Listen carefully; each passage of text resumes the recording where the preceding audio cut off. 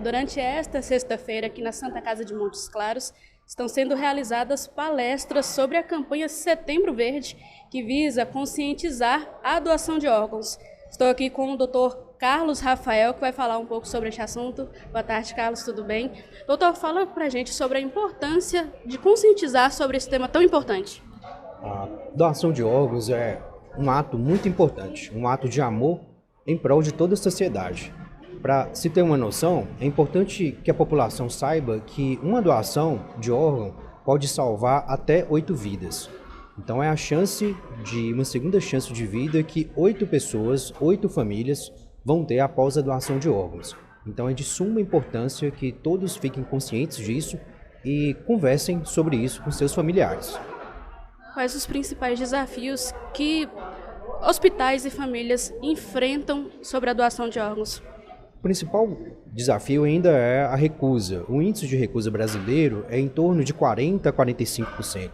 E certamente esses altos índices de recusa devem-se ao desconhecimento das pessoas em geral sobre o processo de doação de órgãos, a segurança em que isso é feito e que é 100% de certeza de que a pessoa faleceu de morte encefálica e o coração e o pulmão estão funcionando só por causa dos aparelhos.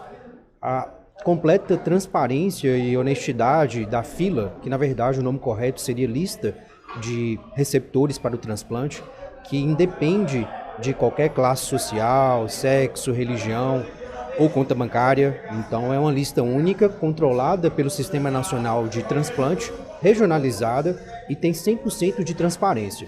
Se as pessoas tivessem esse conhecimento, conversassem sobre isso, pesquisassem sobre isso, certamente nossos índices de recusa não seriam tão altos e a gente conseguiria salvar cada vez mais vidas.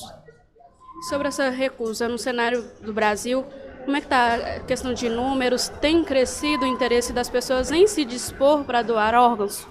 O número de transplantes aumentou com o passar dos anos, só que o índice de recusa continua muito alto.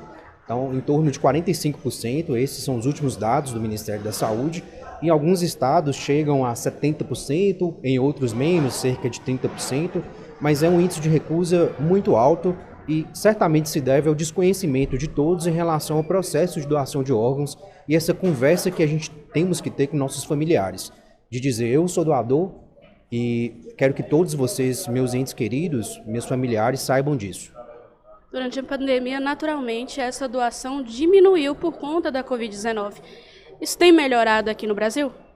Ainda tem um déficit, principalmente na doação de córneas. Antigamente, antes da pandemia da Covid, a fila de transplante para córnea chegava a ser zerada. Em alguns lugares de São Paulo, em 2, 3 meses, a pessoa que precisava de uma córnea para enxergar de novo conseguia esse transplante. Após a pandemia, a gente não teve esse índice corrigido. A gente não teve o número de doações necessárias para compensar a deficiência dessa época. Então hoje, só em Minas Gerais, tem mais de 4.000 pessoas na fila de transplante para córnea. Então, infelizmente, a gente teve essa deficiência, essa necessidade maior de transplante de córnea de qualquer órgão, claro, mas a de córnea que chamou mais atenção, tá? As outras a gente conseguiu recuperar, mas a de córnea ficou ainda uma deficiência, uma necessidade de doações. E para quem tem interesse em fazer essa doação de órgãos futuramente, quais requisitos, quais características que esse doador precisa ter? É muito importante a conversa com os familiares.